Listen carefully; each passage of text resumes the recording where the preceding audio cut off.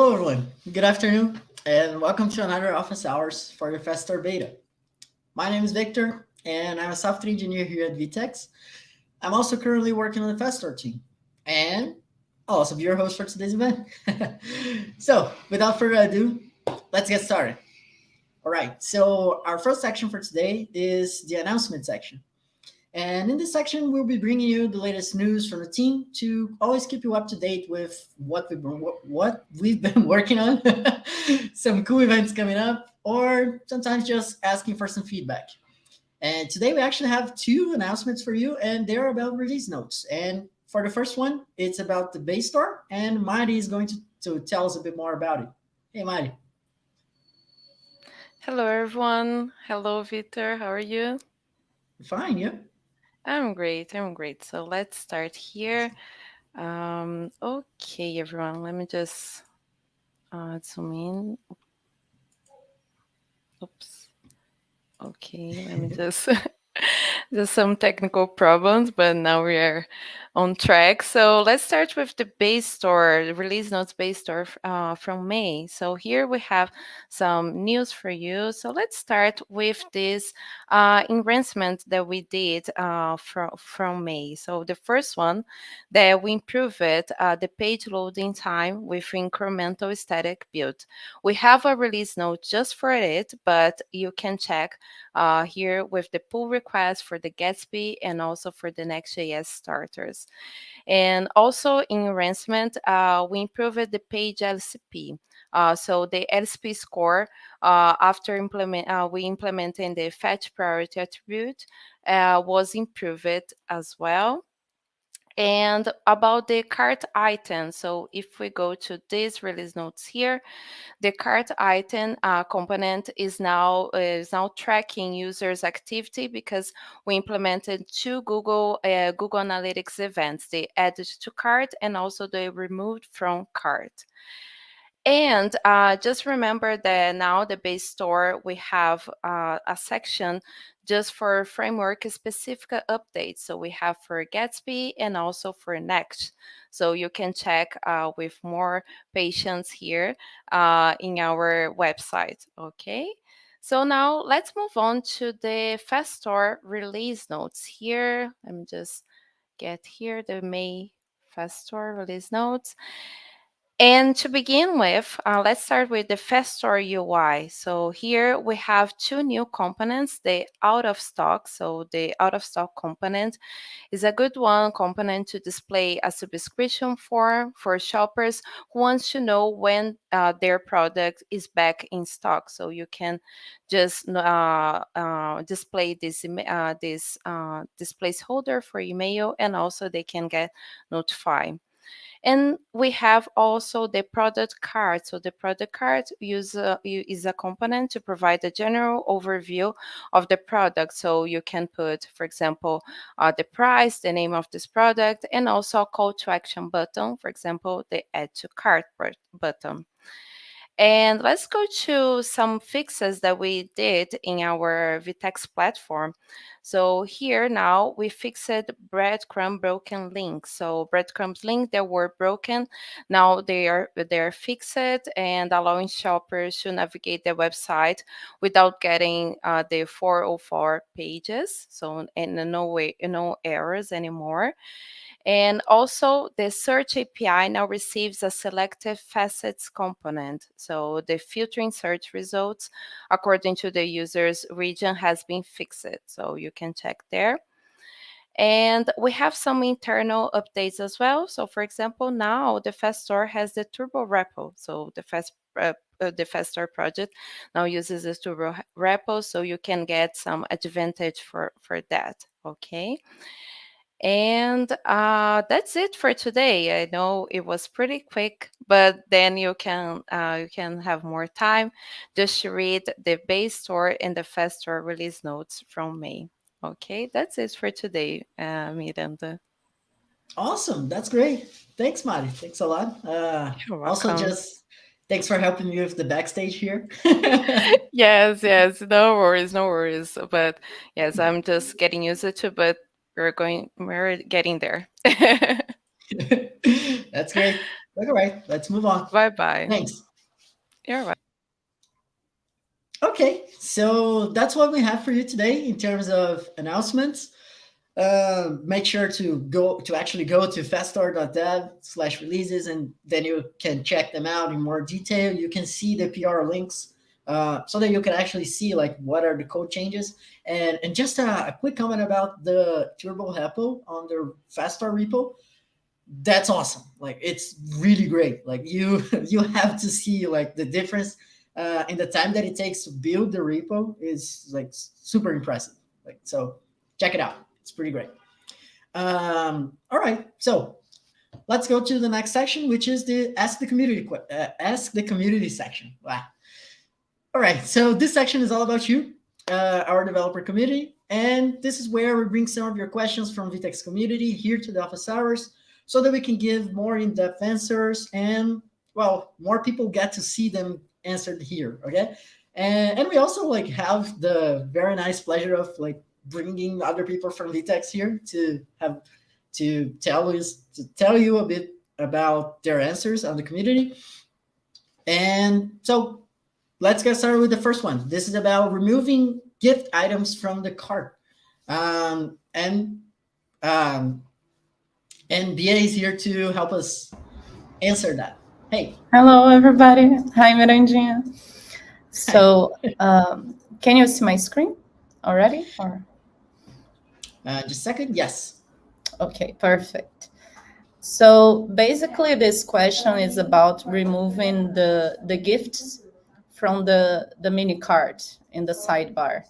So basically, in FastStore, we have two arrays. We have one array of the items and another array called gifts.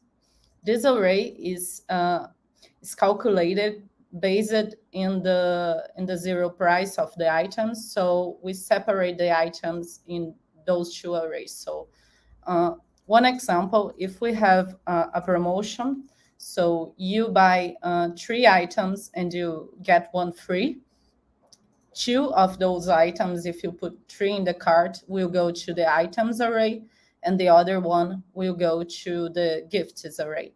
So basically, in the mini cart, when you click in the X button and you want to remove all the items, you had a problem. Because, for instance, if you had 6 items and you click it to remove, you basically were deleting the item array. So the cart was calculating again and separating the gifts to item, and the problem was removing all. That was what Larissa wanted to do. So basically, my solution for this case was to filter this item and to create another cart without this item. So we have a hook called, I forgot now, just a second. So the hook I was using was set cart. So basically, this hook will set the new cart you give to the item section. So basically, I was filtering the on-click button and taking this item out of the cart and then just setting this new cart in the navigation. So basically, that was the solution. So if you do that, you won't recalculate gifts as an array, and you won't have a problem taking this item out of the cart. So. Awesome. So just to kind of sum up, like you can't like to make sure that you actually are deleting every single item and the gifts as well. You have to kind of do that like by hand, right? Because the gifts are separated from like regular items, right? Perfect. It's those 2 arrays you can check. I think it's so it's this gifts, and you have the gift item, and you have the item array. So and basically this array you can't interact with it directly. So it's something that the FastStore already calculates. That's why you actually have the problem. Yeah. That's a good catch, because like you actually have to use like the functions that we give you so that the state stays consistent, right? To Yeah, make sure that perfect. you're not like, yeah, because otherwise you're just editing an array that's kind of a copy of the state, right? But not actually the Perfect. state, right? Yeah, that's it. Awesome, nice catch, and thanks for the answer. Um, Pretty sure the next question is also yours, right? Yeah, right. So, okay, so Thank you. the next question was about the URL of the PDP, so the product page. So basically, Jonathan wanted to keep the URL the same. That's actually pretty common, because when you are migrating a site like from legacy to FastStore, you don't want to lose all your SEO information. So you want to keep the URL for the relevance of the site and the products. So basically, we have a PR that Ximenes made, and I put it here in the community, so you can check here or in the chat. And basically, what we do here is to get the information from the catalog to put the parameter dynamically. So you get the information of the slug of the product, and then you put this information to the page. So the slug here is not how we actually do in FastStore, that it's the name of the product plus the SKU. So here you are consulting the legacy information from the catalog and completing the slug here in the dynamic path. Yeah, that's it. So this page is the one that imports. So you go to the pages, and then the slug is the PDP. Awesome. I have a bit of insider information about that. Like Yeah. this issue in particular, like we've been talking within the team of like how to make this a bit easier, right? Because like this is a problem that we think that most people that are migrating a store from, like, I don't know, maybe your store used to be on the old CMS, right? Then you're migrating to FastStore, you will have exactly the same problem. And Yes. even with Store Framework, right? Because like the routes that we use at VTEX are like, all used the Completely same. different. Yeah. Yeah, and the way that we do, because like we use that query string, right? The SKU ID, and that doesn't exist in FastStore, right? Like we Yes. just kind of append that. We're thinking of a way to do this like in an easier way. That there are some PRs already. There's an RFC, so that just letting you know that like we're thinking about that, and we're trying to make it a bit easier. But Nice. yeah. But that's a solution for now, right? Like you can check the PR and then like And then just implement this logic. Yeah, for sure. Yeah. Awesome. So that's great. Thanks again for one more answer. Okay. And I'm pretty sure you have another one. Yeah, the third one is also mine. So let's go. So this one is also from Jonathan, and he wanted to do he was actually asking why the order of the products that he was receiving in the legacy store were different from the FastStore. So actually in VTEX, we have basically two searches. So we have the search that was we were using only in legacy, that is the SORL search. So it's a textual search.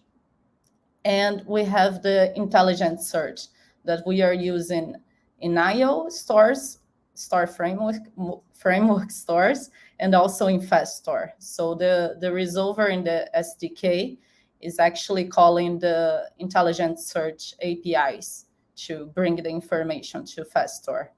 So basically, there are two completely different systems, and that's why he was receiving not the same information in the same category page. So here in intelligent search, we have a lot more variables to change the delivery of the page. So for instance, we have an article here. Let me open this one for a second. Perfect. So we have this relevance, and we can change the criteria the intelligent search is using in your store to bring a better result. So for instance, we can use popularity, so the number of clicks the item is receiving, the release date of the product, and all of those. The search in the legacy, it's using mostly the way you change the delivery of the page is by the catalog score. So we also have this in intelligent search, but we don't actually recommend this one because those ones are more, they bring better results. They are not manual. So actually we don't have all the events needed to use all the relevant settings, but we already have some of them. I don't know if Mirandinha know all that are implemented yet, but basically that was the reason why Jonathan was receiving different results. Awesome. Yeah. That's great. I was trying to think and remember like what are the actual events that we already I don't have. remember.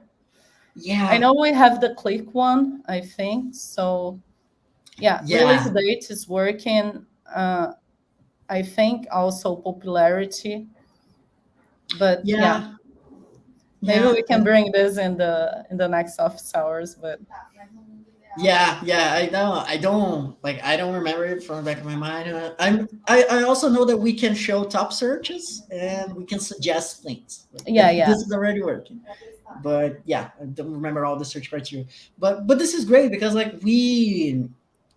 if you're expecting to get the results that you got from the old search, like the legacy search, you're not gonna get them at FastStore because you're using a completely different search engine, right?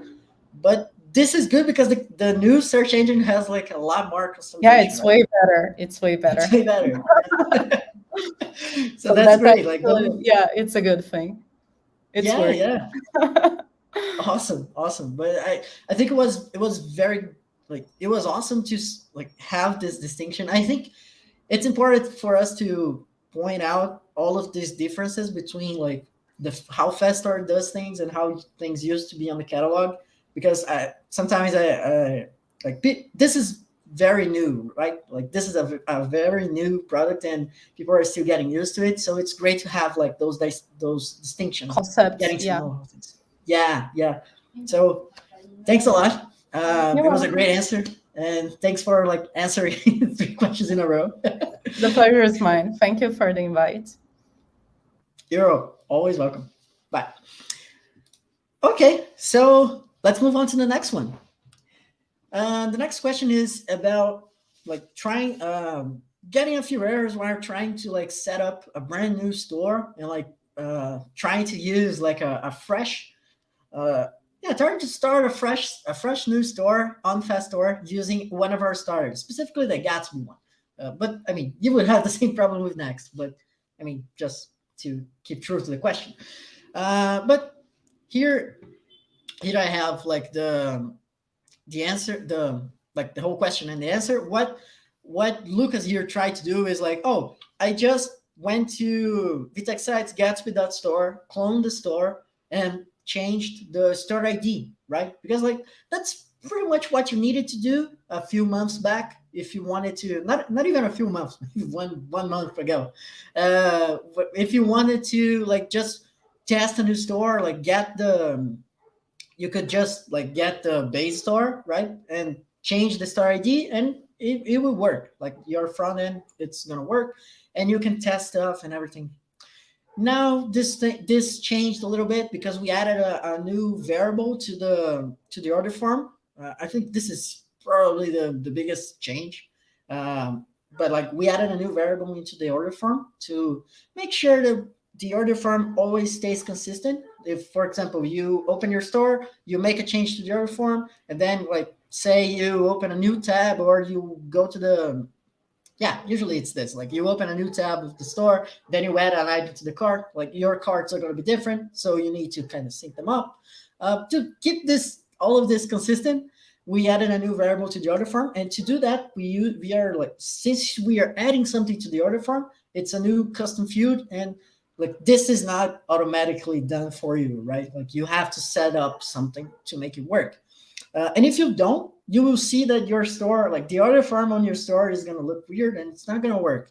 Okay, so now the setup process is a bit more complex than like just changing the store ID on the store's repo. Okay, it's not that much, like it's not that big of a difference, but it's a bit more complex because it has a bit more steps, right?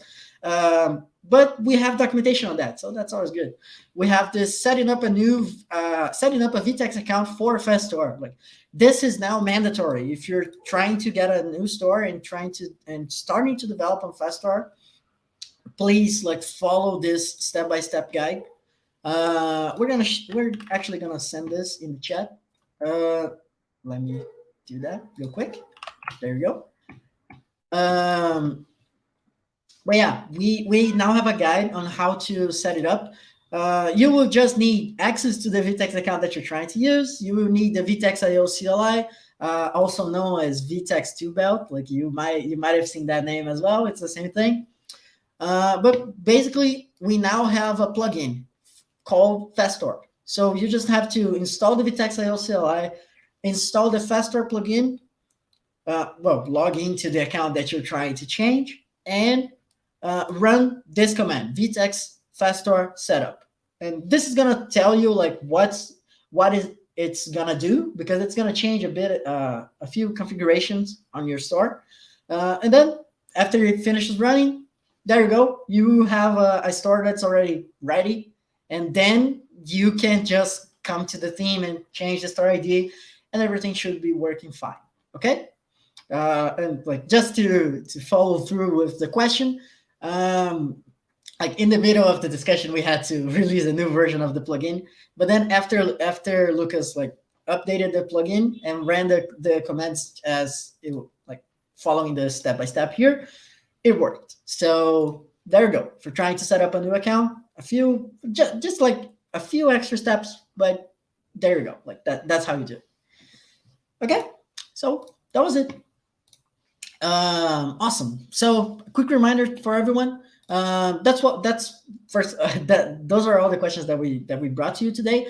And if you want to have your question featured on the office hours, don't forget to add the office hours tag to your question in VTEX Community. Like as soon as you create your question, you can go there and then add the tag. This makes our life much easier, because when we're trying to select the questions that we want to bring to the office hours, we always go there and filter by tag and everything. So it makes our life easier, and it lets us know that like, oh, I want my question to be featured in the office hours, right? So there you go. Don't forget to do it. And yeah, that's it. Awesome. So final section for today, and it's demo time. This is the section where we try to bring to you some kind of demo to show you maybe something that we recently launched, and then we come here and show it in more detail, show things working. And we also love to have people from the community come here and present something, right? And yeah, like for today, we don't have any demos, unfortunately, but here's an invite to all of you.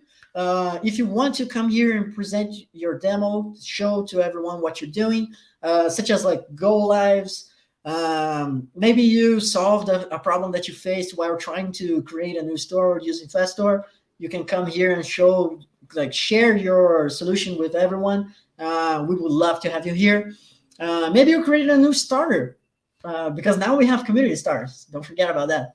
And some of them were actually created during our hackathon. So, but like you can still create them today, right? So if you missed the hackathon, you can still create the starters and submit them there. They will get featured, and we will show them on the office hours. So please fill in this form to present your demo, and we'll get in touch with you. You can find the form at community.vtex.com/office hours beta. We would love to have you here with us. Okay, awesome. So that's what I have for you today. That's all. I hope you all enjoyed the one more office hours, and we'll see you next week. Bye.